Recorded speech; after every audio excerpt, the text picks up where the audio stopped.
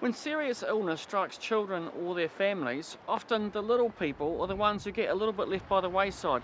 That's why what Kenzie's gift does is so important.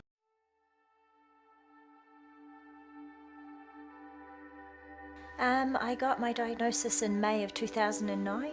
I have ductal carcinoma, breast cancer. I got my diagnosis and then 6 days later I was in for a partial mastectomy.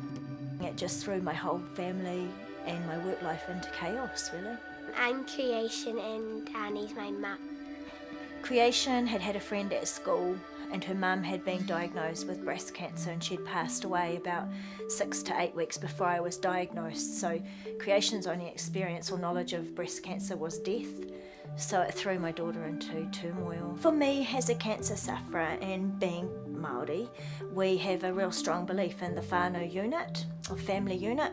So I found it really challenging to be looked after and be given the support, but it not being offered to my family because my family really struggled. My daughter was getting symptoms that were just terrible, you know, in her health and her fears and her nightmares. I was invited to an evening at the Cancer Society where Kenzies gift were presenting to cancer patients.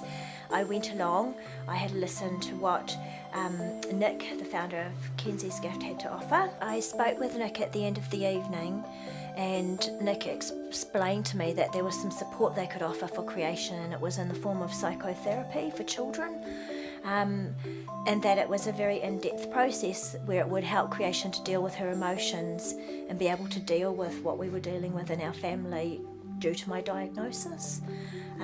So I was really interested in getting any form of support for Creation. I hadn't had any experience with psychotherapy to this point and was really, really impressed and thoroughly grateful.